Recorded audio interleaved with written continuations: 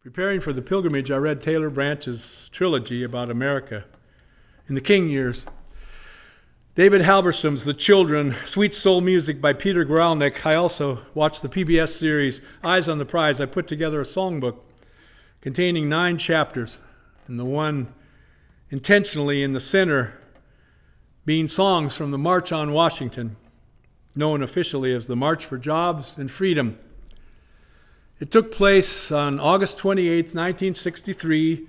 It's remembered mostly for an unscripted moment when Dr. King talked about a dream. It was much more than that. Corresponding with the 100th anniversary of the Emancipation Proclamation, it was the first event of such magnitude in the nation's capital, initiated and dominated by African Americans. It was an alliance of civil rights, labor, and religious leaders.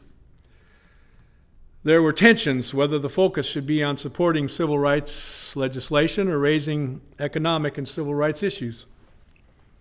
For many whites, the expectations for the march went from paternal apprehension to dread.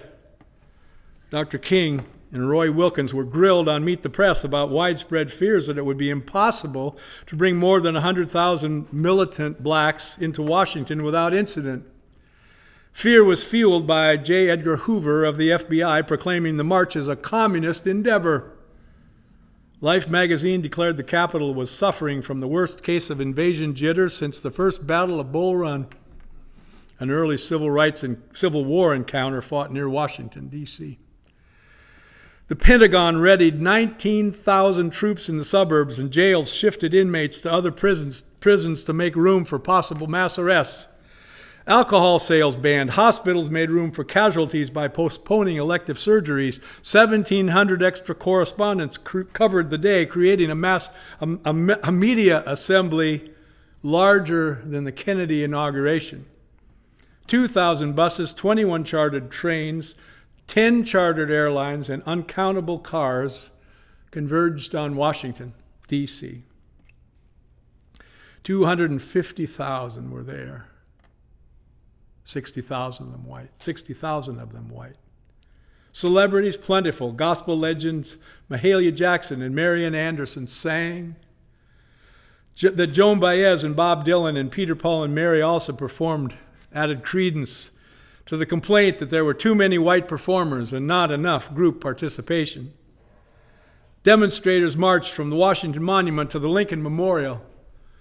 Women leaders were asked to proceed down Independence Avenue, while their male counterparts walked on Pennsylvania Avenue. Bayard Rustin, event organizer and important member of the freedom struggle, insisted on a high-quality sound system. It was sabotaged the night before and then repaired so everyone could hear. None of the official speakers were women. Their presence on the program was limited to a tribute where Daisy Bates, who worked closely with the Little Rock Nine, said a few words, to which I say, the road to freedom is long, and we ain't there yet. Among those who did speak, John Lewis, then SNCC national chairman, now a long-serving member of Congress. He was the youngest, and he was asked to tone down his criticisms of the administration, which he reluctantly did. And Dr. King spoke last, and as he neared the end of his prepared remarks, Mahalia Jackson asked him to tell the 250,000 bearing witness about the dream. I still have a dream deeply rooted in the American dream, a dream that one day this nation will rise up and live out the meaning of its creeds. We hold these truths to be self-evident, that all men are created equal, that all of us are created equal. I have a dream that one day little black boys and little black girls will join hands with little white boys and little white girls as sisters and brothers. I have a dream today. This is our hope. With this faith, we will be able to hew out of the mountain of despair a stone of hope. With this faith, we will be able to work together, to pray together, to struggle together, to go to jail together, to stand up for freedom together.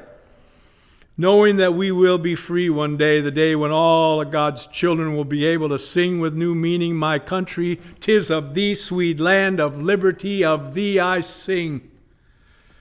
Land where my fathers died, land of the pilgrim's pride, from every mountain side let freedom ring. And if America is to be great, a great nation, this must become true, and so let freedom ring. So we will be able to speed up that day when all God's children will be able to join hands and sing in the words of that old Negro spiritual, free at last. Free at last. God Almighty, we are free at last.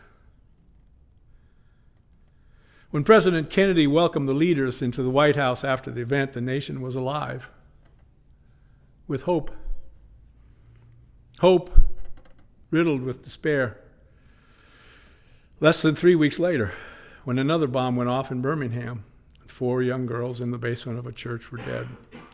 10 weeks after that, President Kennedy was murdered in Dallas, and the country entered yet another long day of mourning.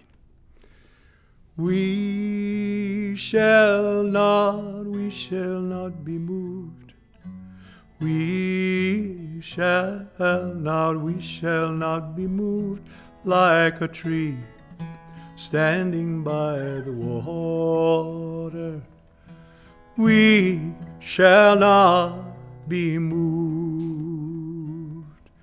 Fighting for our freedom, we shall not be moved. Fighting for our freedom, we shall not be moved.